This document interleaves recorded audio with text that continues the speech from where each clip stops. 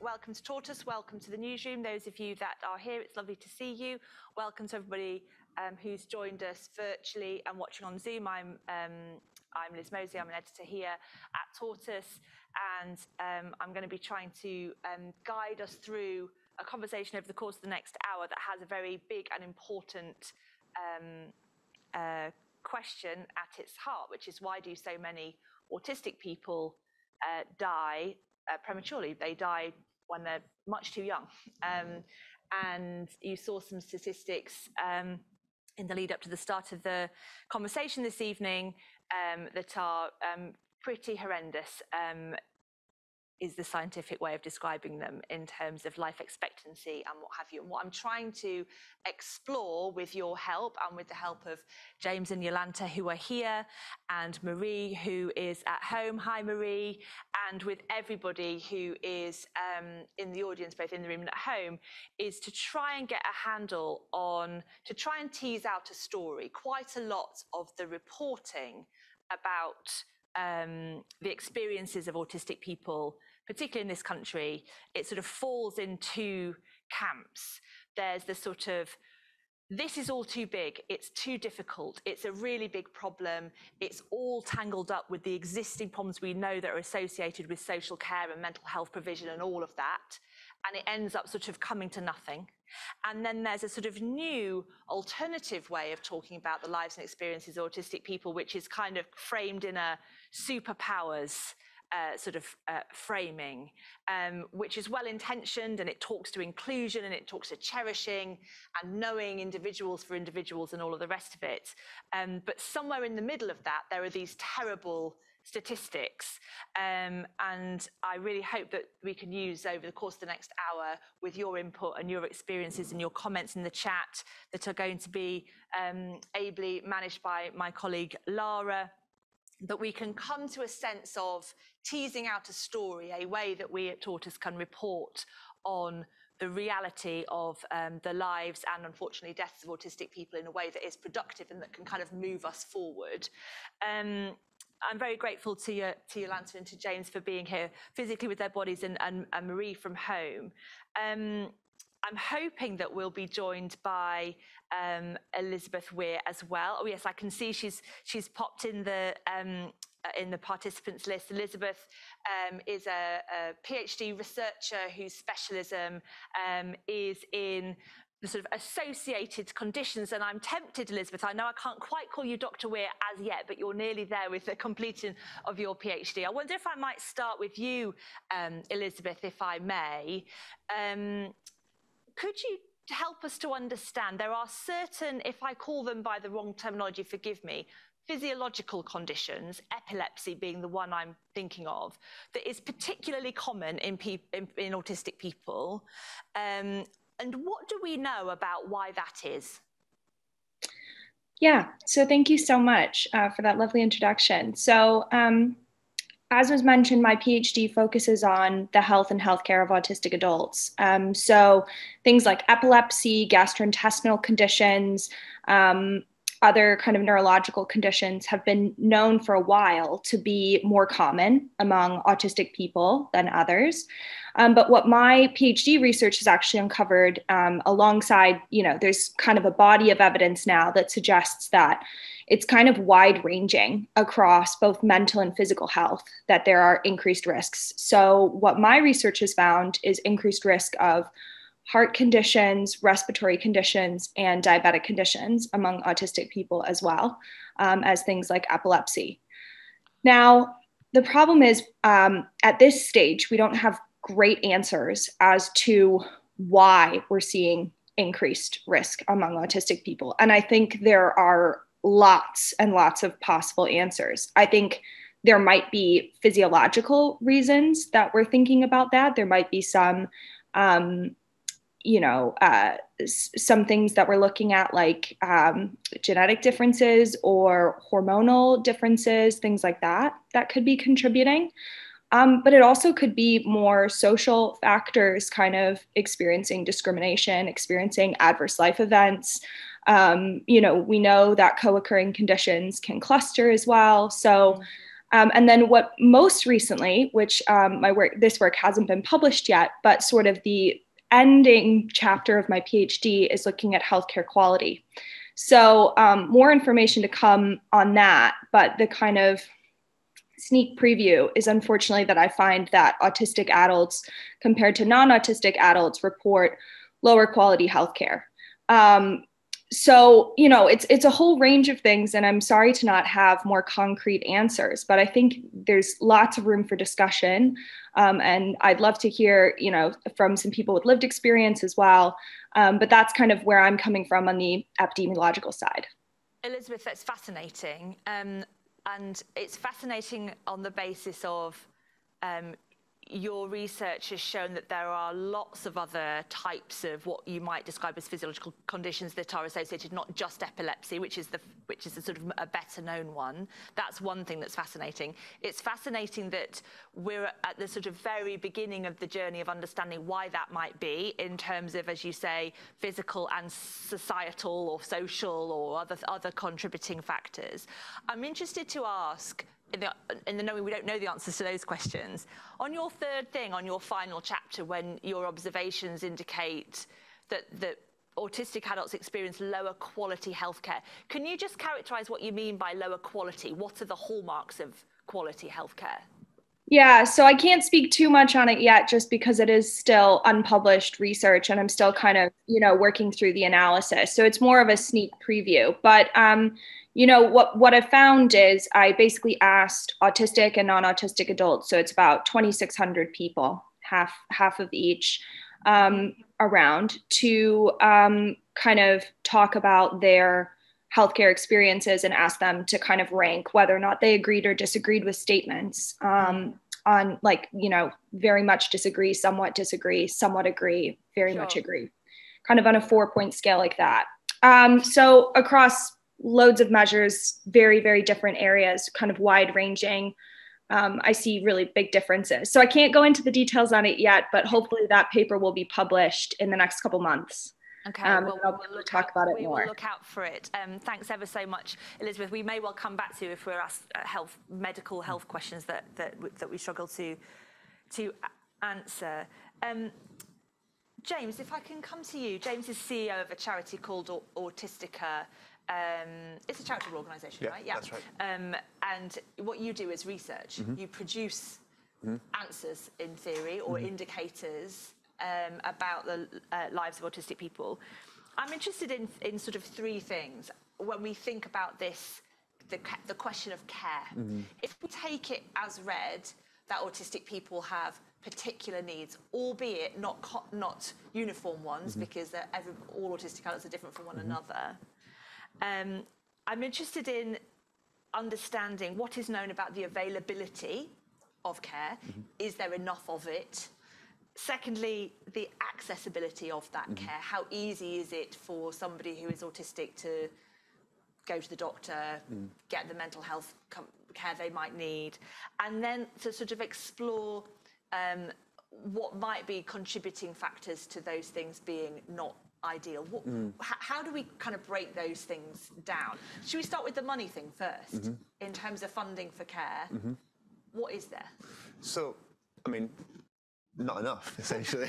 It's a very, very sort of simple answer. So I think fundamentally, and we talked about this in response to the Autism Strategy, there is this systemic neglect towards autistic people and their families from the moment that someone gets an autism diagnosis. We know that we should be doing better in terms of providing people support and evidence-based support as well. So if you look at other areas of the health service, we don't treat people's lives with the same lack of regard as we treat the lives of autistic people. Right. So we just don't have evidence for a lot of the things that we try on autistic people, which leads to bad outcomes or negative outcomes.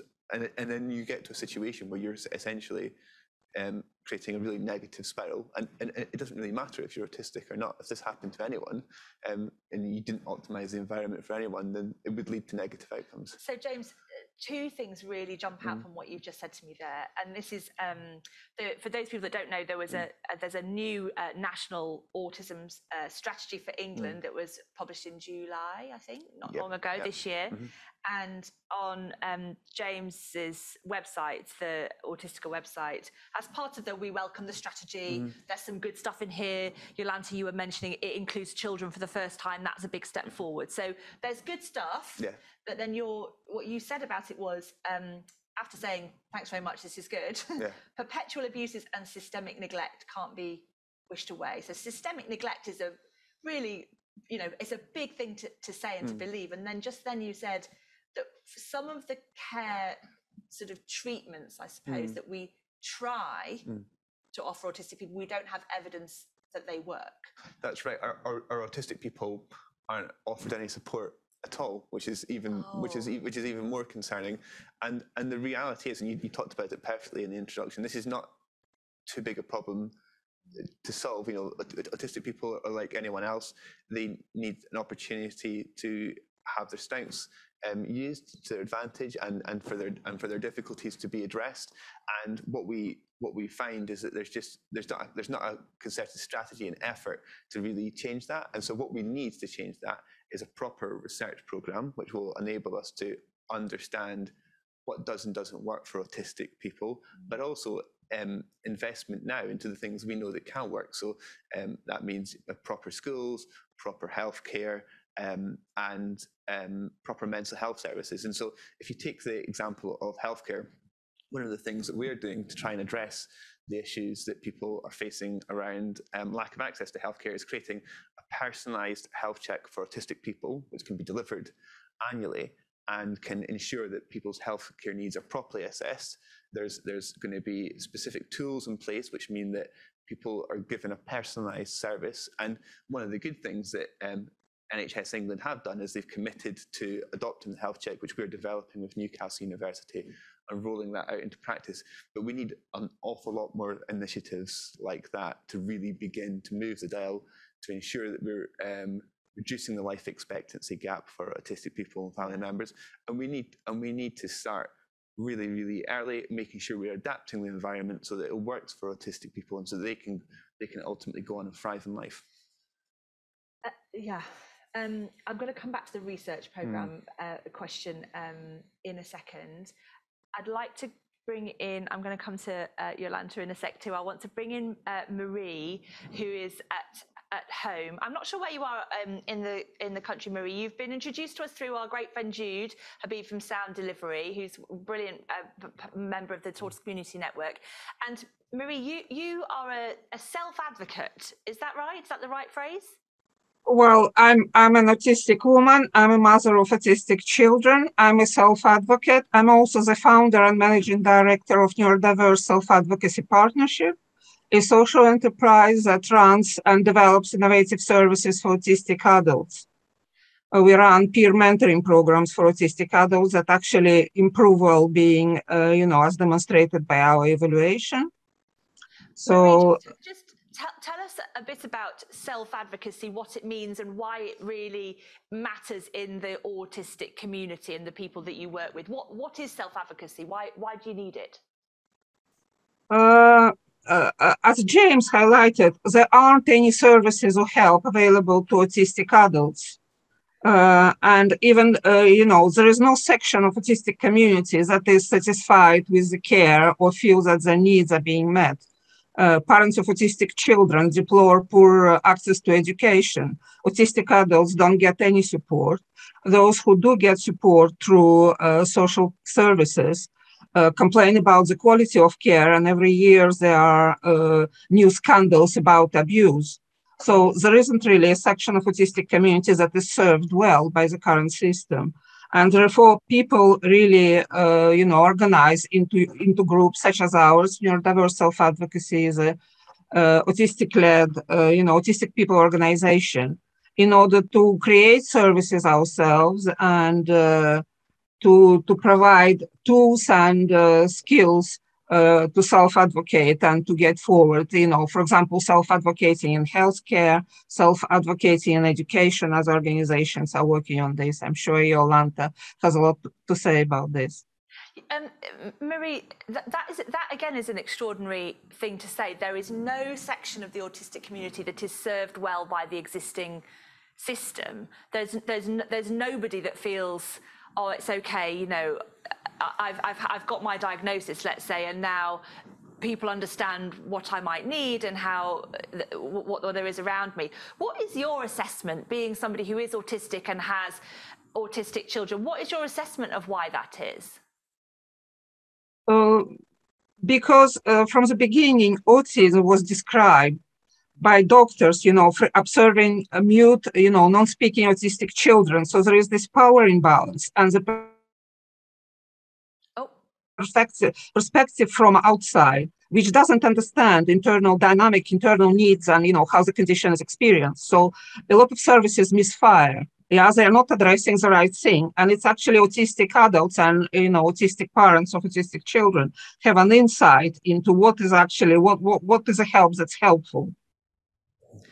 So it's a sort of flaw in the designing of the available care, the support, the therapies, that's basically designed by people who aren't autistic, so don't understand how it feels on the inside. Is that? That's right. And they don't understand what's the important thing. Yeah. Because if you read the description of autism, it's incomprehensible, you know, collection of behaviors which don't make sense. And that means they don't capture the essence. Yeah. The essence is in a different plane. Yeah, fascinating. Marie, we'll probably come back to you. And there's loads of people making brilliant points in the chat that I want to bring in as well.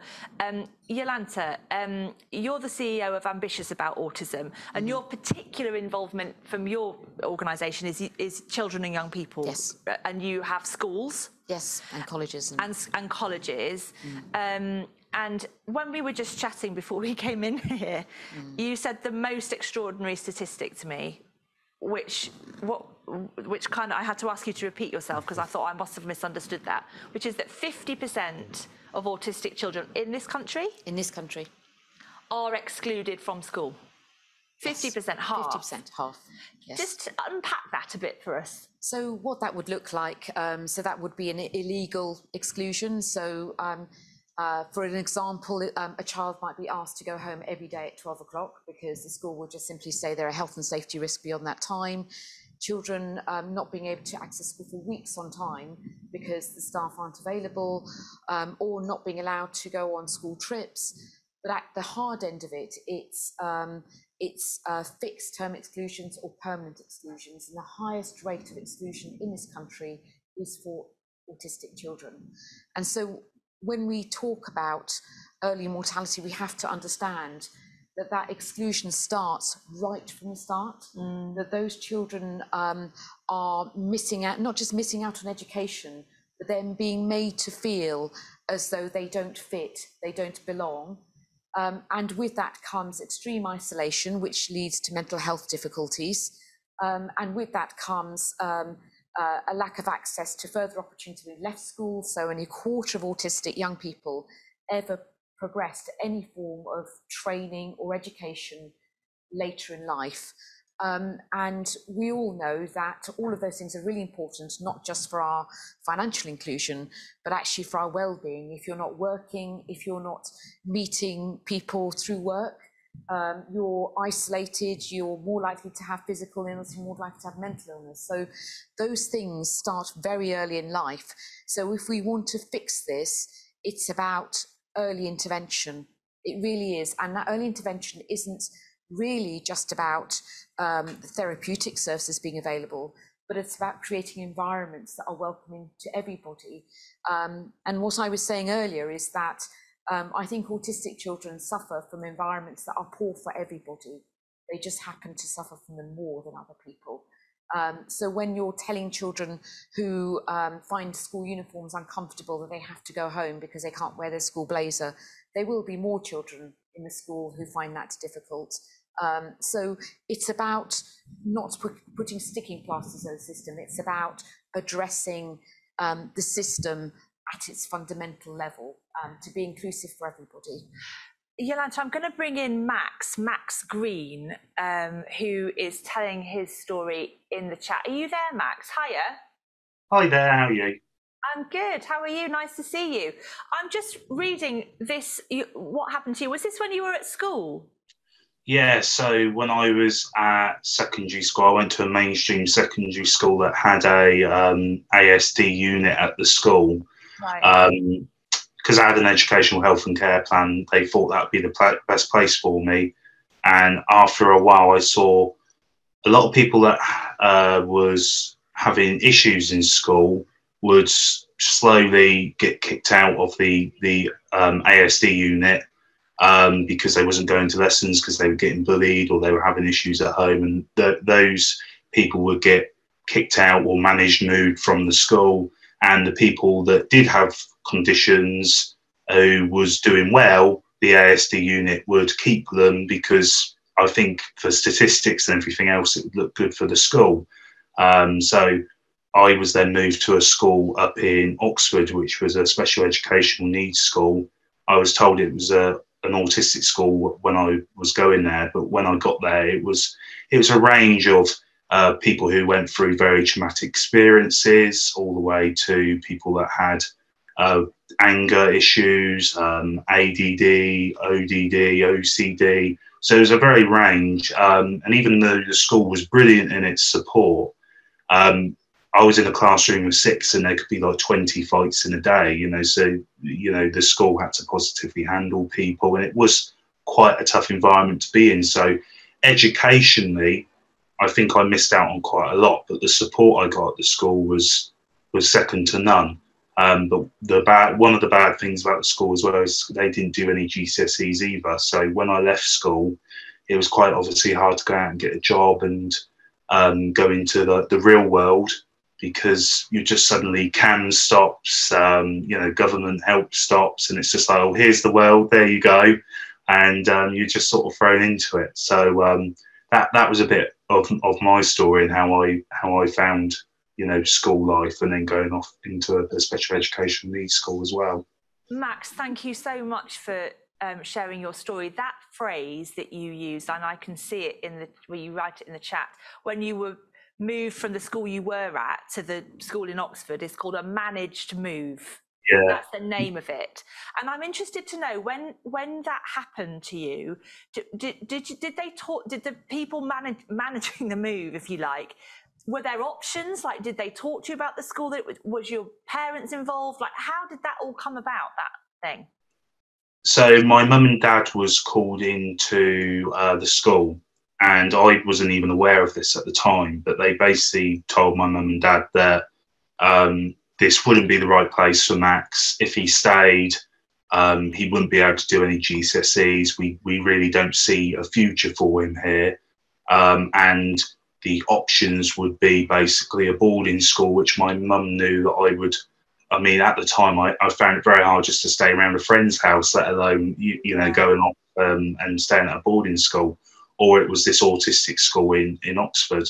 Obviously, my mum was very upset at the time.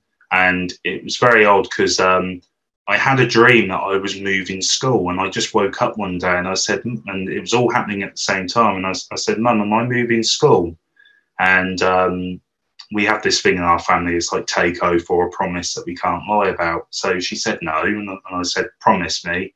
And she couldn't. So that's how I found out I was moving school. And for the next, I would say, a month while I was at the school, I started going to lessons, and even though I was getting bullied, I was going to the lessons because I desperately wanted to stay at the school. And even with all that effort of going into the classrooms, getting bullied anyway, but still progressing by going into the lessons and everything else, they still managed to move me out of the school. So you then feel that you're not wanted, that even when you did try, it wasn't good enough.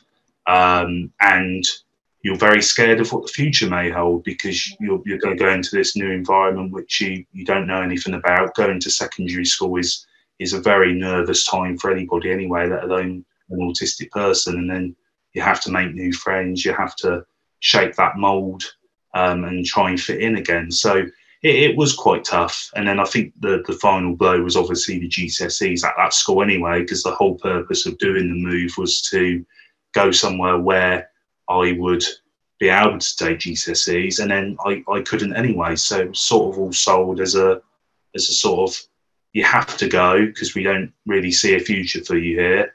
And if you don't go, you won't do GCSEs. But then I didn't end up doing them anyway. So it was, yeah, a bit like you ain't really got a choice.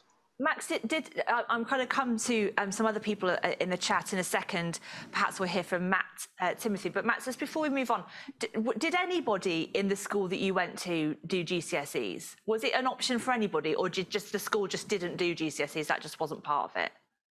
I think because of where everyone was, I mean, my fundamental belief is anyone should be given the option to do GCSEs, because I just feel that, you know, we shouldn't rule out people, you know, just because they've got a condition. And unfortunately, I think where the school thought everyone was, I think they thought it would be in better interest to get equivalent qualifications for a GCSE as to go forward and get a whole fully pledged GCSE, to the point, and to the school's benefit as well. They have now changed that. So I do speeches at the school now every now and again, and all the students do GCSE. So it's obviously something that they've learned from, and obviously something that they've gone, actually, no, these people can do, you know, can do what neurotypical, you know, people can do. So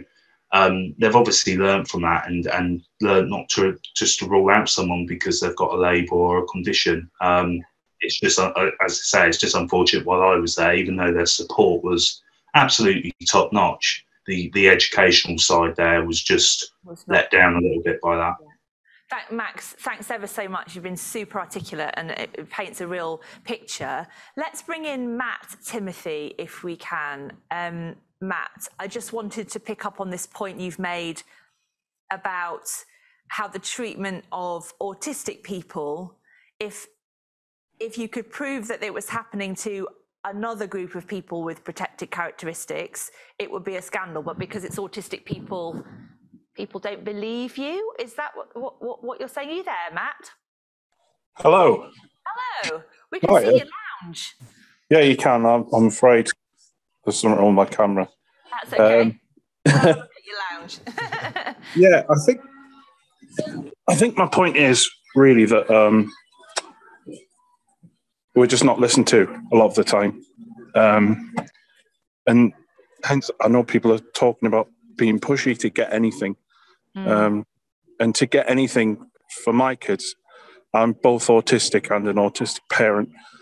And we've had to be pushy to the extent that it's actually traumatized me quite a bit, because it's not easy when you've got communication difficulties, pushing so hard to get something that you really should be entitled to anyway.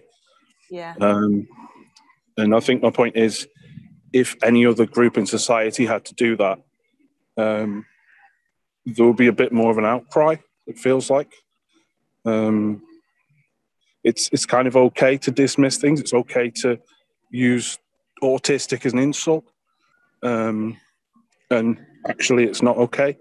And I think that's why a lot of us feel like we have to advocate for ourselves, because it's not something people are really aware of. Yeah. And thanks ever so much, Matt. I've enjoyed the tour of your house and your little garden outside. Sorry, my kids were running around, so I thought. Matt's point about pushiness, I use the word tentatively. I think there was a phrase, you know, it's a wearying battle, you know, to just get what you need. The thing that underpins that, is that about trained medical practitioners, social care people don't believe what an autistic person is saying to them about their experiences or what they need, or is it just they can't give it to them even if they did? I think there's an element to which is a bit of both, really. I think people are struggling to understand autism, and we need a better understanding and attitudes towards autism in society. But there's also a lack of availability of services, which is also causing an issue.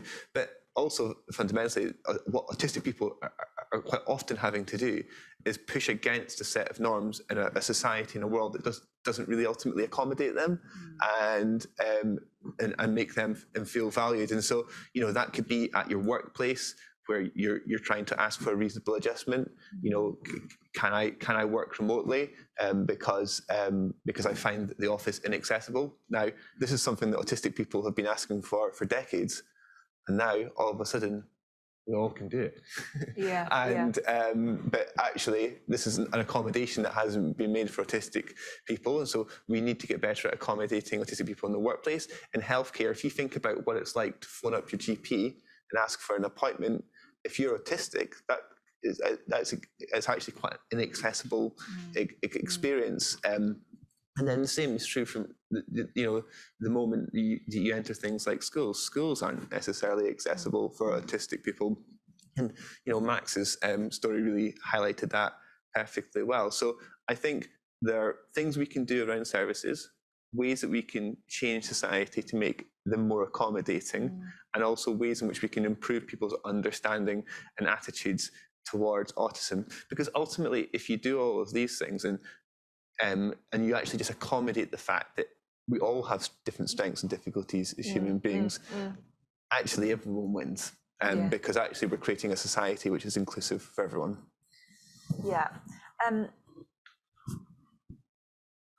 Jolanta, we were trying to sort of map out a little bit before we came in, this sense of how you would design, there's a big bunch of money, and you sort of did this with your hands in the air. It's all clogged up at the top, and I said, well, where should the money? How do you repackage that? Hearing Max's story, and you can hear in Matt's voice as well, battling for himself and his kids, and you've sort of painted a picture of what starts when people are at school, sometimes primary school,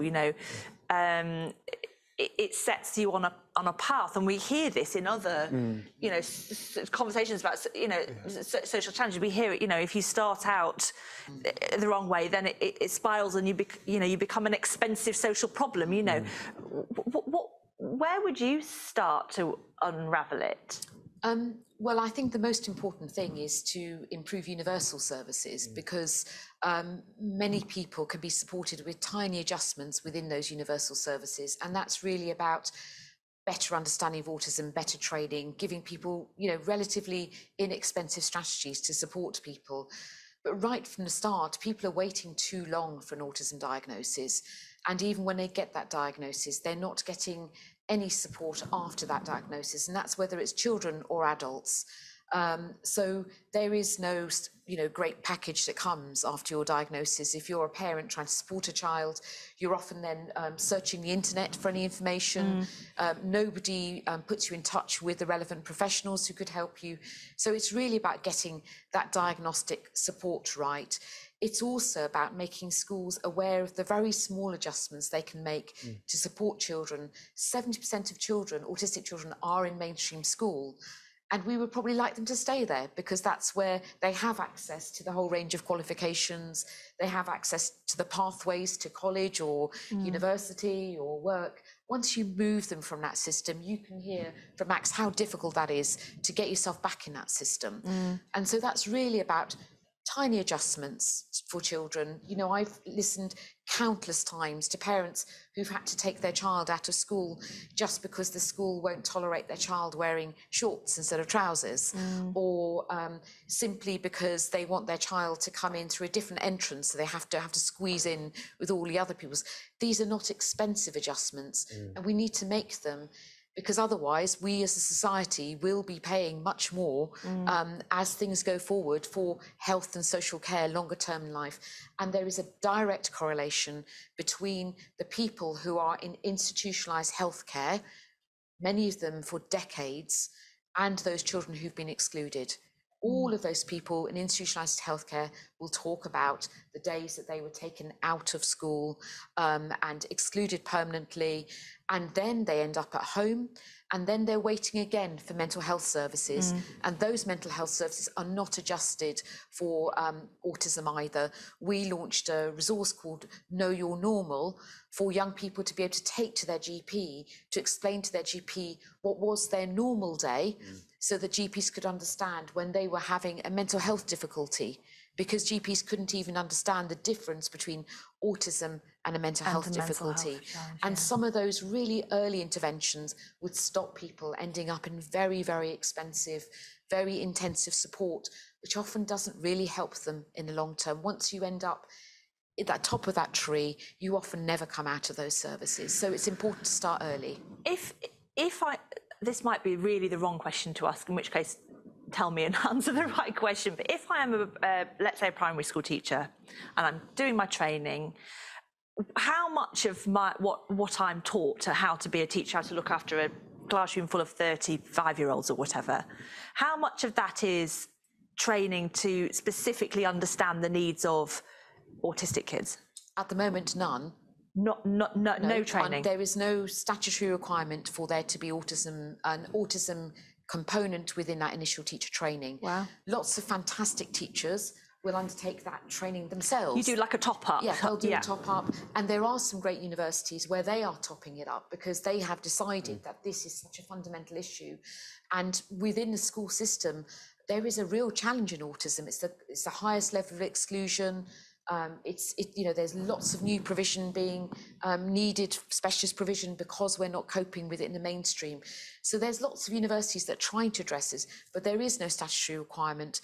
And again, that's a simple thing, isn't it? A very simple thing to actually ensure that anybody who is faced with a classroom can adjust their teaching to those children.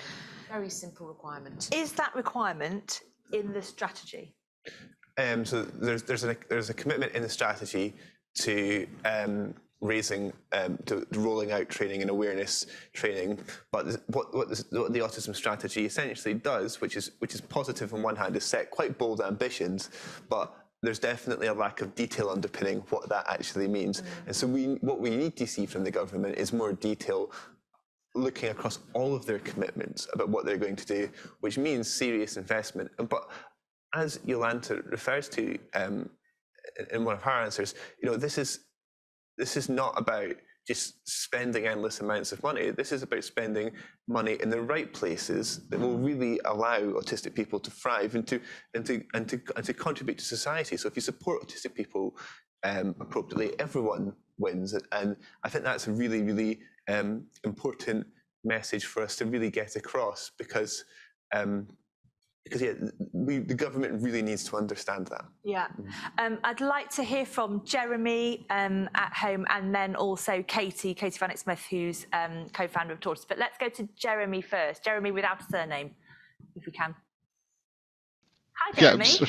Yeah, hi, sorry. My name's Jeremy Tudway. I'm the clinical director for Dimensions. Tell us about Dimensions, Jeremy. We're a very large provider of supported living for people with autism and people with learning disabilities as well. And we have been developing our new strategy for autistic people and sort of addressing some of these inequalities. I guess there's a number of points that I'd want to sort of refer back to. First of all, I have a public admission to make. I'm a clinical psychologist by profession, my professional background, and I think there's been a bit of I've had a personal road to Damascus in my professional life, being initially trained in the idea that autism was a disorder, and in a pathology model, moving towards the idea that it is a condition, and we need to think very differently about it and stop looking at it as a disorder, but as a condition. I think that raises the option for thank you, someone applauded me. I think it raises the option then to think about why things are excluding and why people aren't included. I think that looking at hospital treatments and hospital interventions, quite frankly, they are often about containment. They do not necessarily address psychological treatments that need to be looked at. And I think one of the issues that comes up in terms of some of the research issues that go on, autism is an incredibly wide condition and experience. And I think there are dangers for me in looking at reductionist models that try to causally link things when we're dealing with such a wide breadth of experience. I would absolutely applaud the need for more research and funded research, but I think that research needs to be targeted. Yes, I've run out of steam. on that last point, and I said I'd come back to James on the research as well. I applaud the need for more research, but the research needs to be targeted. Just help me understand, because what we are trying to do is work out what causes what, aren't we? Isn't that what the goal is? Well, I think thereby hangs the thread. If we take a good scientific principle, it is the idea that what you do is you make causal links where there is absolute evidence for those. And I think that requires you to address your question very carefully and very specifically. Otherwise, what we can come up with are false correlations between things. Yeah. And when we deal with large number sets on a very diverse range of phenomena, then I think we can get into some very misleading avenues.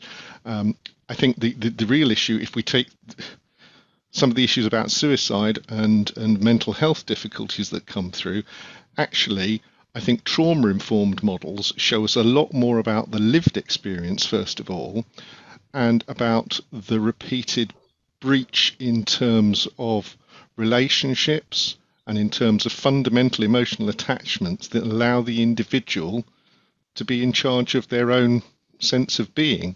So I guess my plea would be about, first of all, addressing our research questions very specifically, looking at things that target improving the well-being of the lives of people with autism, and where people with the lived experience of autism are actively involved in the research teams as well. Yeah. That's great. Thanks ever so much, Jeremy. Let's come to Katie now. Katie Vanek-Smith, Tortoise boss. Hi, Katie. Oh, we can't hear you. They've unmuted me. Somebody's given me the power to speak. I should admit that my brother is on the autistic spectrum, so I have a personal interest in all of this. But I've been listening today, and a few things just struck me. And I wanted to actually sort of put the question to the experts rather than the people who are sort of, and I know we're not allowed questions, but it strikes me that, you know, my 11-year-old son's just been for an ed psych assessment, and because we could see he was struggling a bit at school. And they said, oh, he's definitely dyslexic. Oh, but he might have a touch of ADHD and he could be on the autistic spectrum, right? And immediately I'm like, well, that's a minefield. I've got no idea what to do now. And he's 11.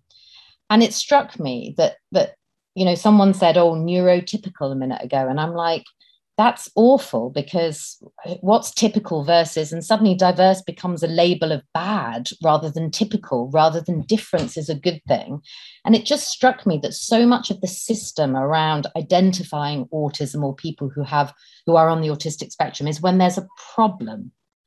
And if we could think about, I don't know whether it's even possible, but it just struck me, wouldn't it be wonderful if all children got assessed to see their strengths and their differences in a way where neurodiversity or people on the autistic spectrum, it's not, you know, I don't think neurodiversity should be a bad label, but when you say someone's neurotypical versus neurodiverse, then I think, well, hang on a second, that's not okay. So I don't know. And it was something that the gentleman from Autistic, I think he's called James, sorry, I was trying, James, you said something about the personalized nature of health.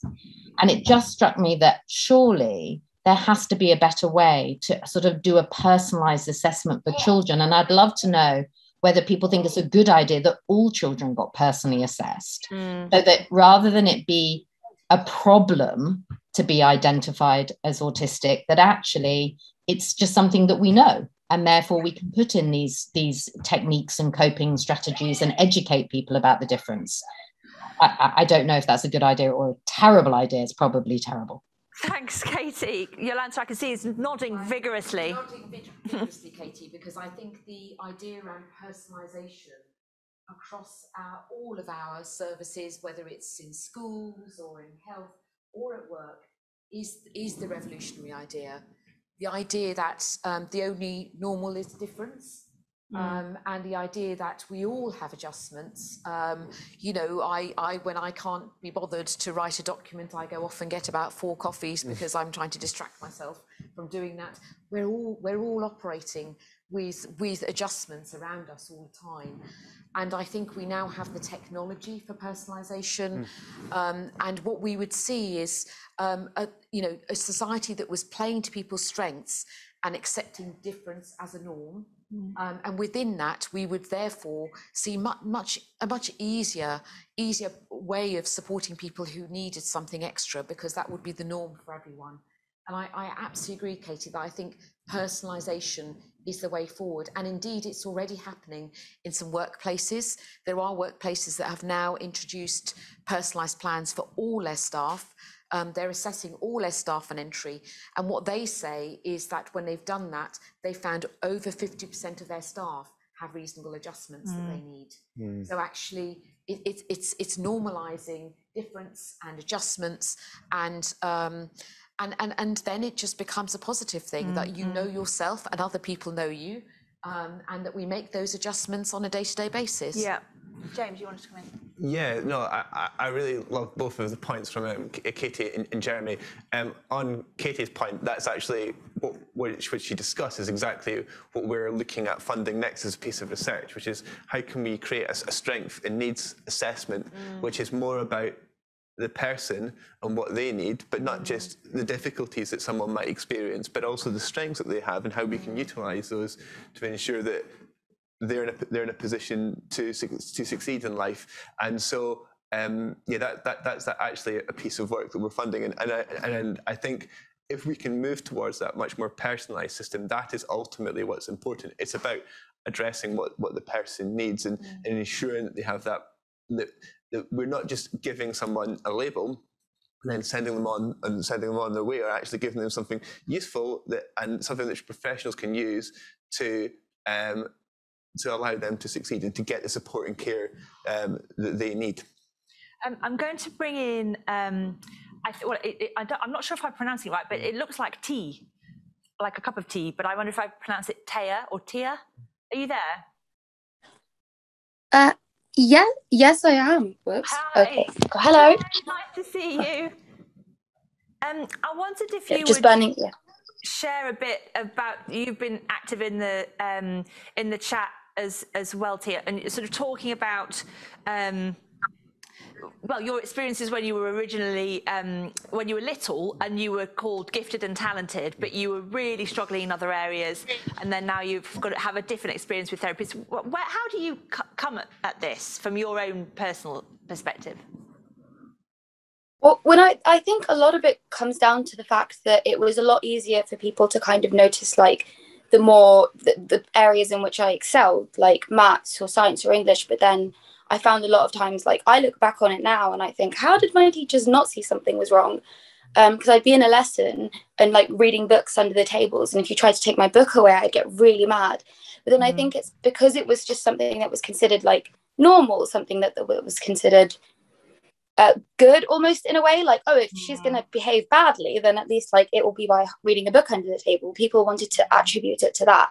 And I think it was interesting because then as I got older and I realized, oh no, like, I have actual focus issues. So the first step for me was really getting my ADHD diagnosis, which I ended up having to get privately because my doctor was just didn't think that I could have it, really. And then now being in therapy and then having some different therapists kind of say, hey, have you ever considered that you might be on the spectrum? And then I've kind of gone, well, no, because insert random stereotype about being on the spectrum here. And then therapists will say, well, actually, no, yes, women can have it. Yes, you can be someone verbal. You can have all of these different things and still possibly be on the spectrum. But I can't, I have to be honest, after being diagnosed with ADHD and one, paying for it, and two, having to go through how, like, the stress that was, I'm in the mind of like, could I go through another kind of another diagnosis cycle of something people don't actually think is as common as it is? Thanks, Tia. And how old were you when you were diagnosed with ADHD, just out of interest? 22. So you were grown up by the time you got your diagnosis, which is quite common for women particularly, because it presents differently in women than in boys. How much do we know research-wise about the girls with autism thing? So it's an area of increasing focus, and so over the last 10 years, I think there's been an increasing realisation. I think what we realise is that we've done a really bad job of identifying girls and women who are autistic, and there are a range of reasons for that. A lot of them are really socially constructed, and so autism has been generally associated with boys and men, and so I think girls are often overlooked. I think there's also research which shows that girls and women are more likely to what we call mask their condition or camouflage the condition, so which means that they are more likely to adapt and hide the fact that they're autistic, which means that they're often under-identified. And so I think there's a need for society to be aware that that autistic women exist, and also and to also recognise that they will be more likely to camouflage as well. And the issue with that is that these women end up not often receiving an autism diagnosis first, but actually requiring support for mental health problems, and then subsequently discovering that they're autistic. Right, interesting, interesting. I wonder if I'm just conscious we've only got 9 minutes left, and I feel like I'm still doing the exploring and discovering phase. It was always ambitious to fix this problem in an hour, to be fair. I wonder if I might ask a question. I hope this is an okay question. From is autism a protected characteristic from a Equality Act legal perspective? So it counts as it's something. And what is known about, or have there been, successful discrimination cases brought against, for example, people's medical experiences, people's educational experiences? Does this count as discrimination? Yes. Legally, we've kind of that stuck kind of thing. Yes.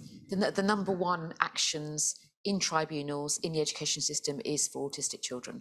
And what sorts of things would that be? So that'll be about trying to access a particular school with specialist provision, or there will be tribunals where children have been excluded without the due process, or they haven't been assessed to enter a school. So sometimes schools will refuse to assess an autistic child just because they're autistic. Those are all breaches of the Equalities Act. And so there are lots of cases, but of course, those cases are highly stressful for the parents, very expensive. And so, and ultimately, this young person's losing many years of their life waiting to be supported. So yes, there is legal redress, but it's a terribly wasteful way of trying to address the system. Over and over again, over 80% of tribunals are found in favour of the parents and the child. So we can see how wasteful that system is. It'll cost someone nearly £30,000 to go to a tribunal, to pay for all the specialists and all the solicitors. That is, quite an exclusive group that can access that sort of funding to do that. That means there's a much wider community being discriminated against who can't take that legal redress. So we need accountability on the ground. We need not to wait for people to go to court. Yeah, it's funny, this might be naive of me as well, and understanding how the system works, but if there are sort of multiple, sort of relatively frequent, successful tribunals that demonstrate discrimination has occurred, normally what you would expect is that people would see those things and join them up and think, oh, perhaps we might fix this problem, because it seems like it keeps on happening, but it doesn't. It hasn't sort of reached that tipping point where people take it seriously. Is that fair?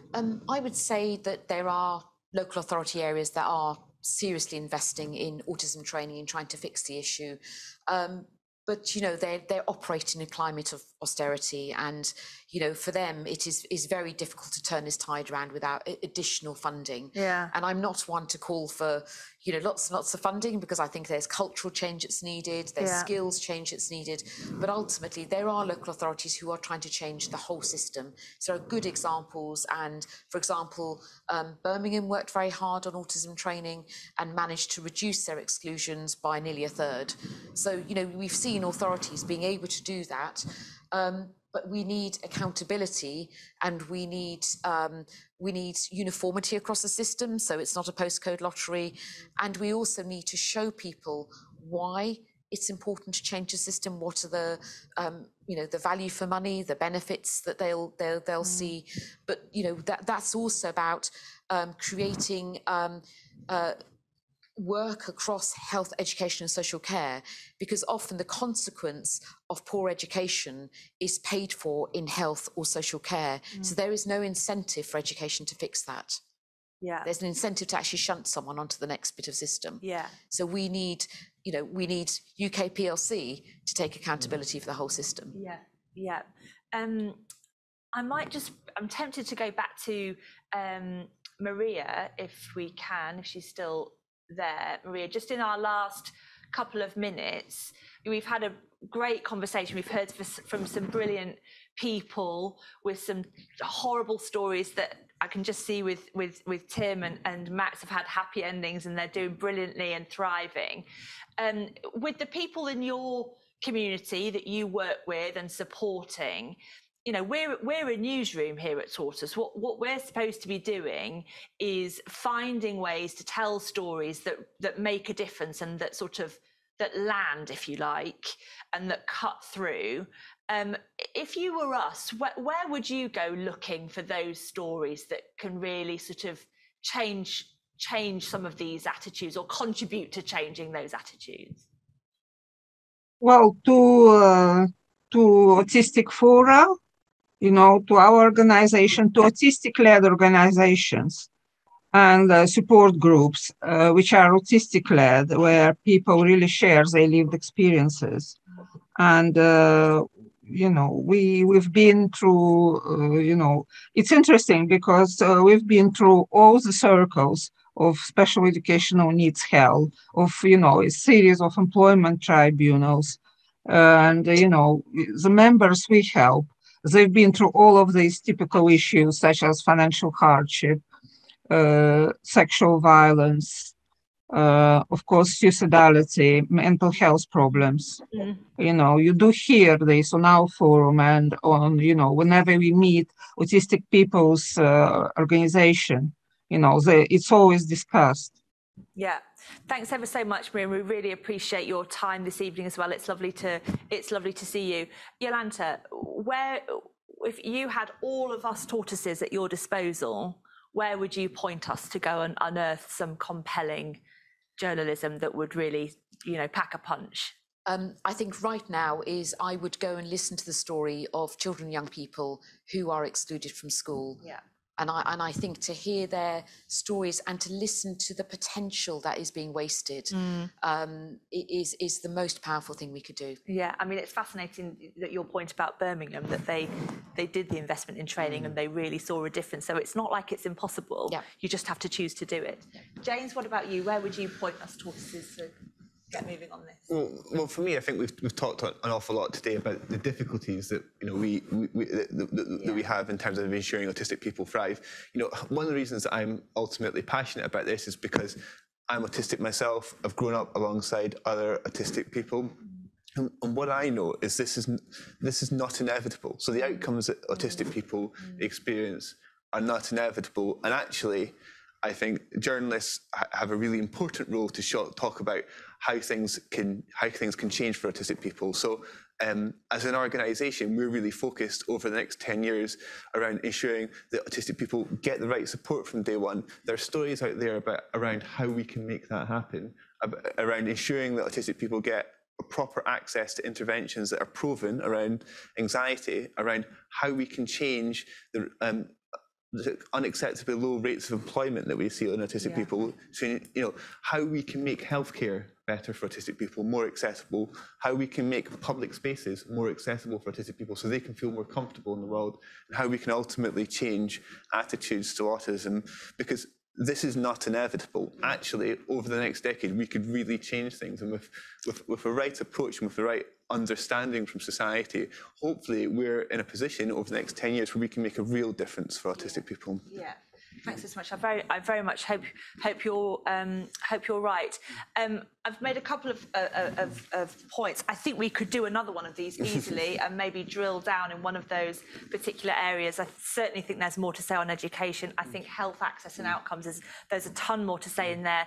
I want to say thank you to Elizabeth, who got us started right at the very beginning, and we will wait. Please do keep in touch, Elizabeth. I'd love to see your paper when it's ready and ready to go. And good luck with. Well, maybe next time we see you, you'll be Dr. Weir, and we'll look forward to talking to you then. Certainly 50% of children, autistic kids being excluded, is something that we need to pick up on and follow up on. I think that's completely fascinating and horrendous. I'm very interested to explore more the sort of that phrase, lower quality healthcare, that Elizabeth sort of touching on in her piece.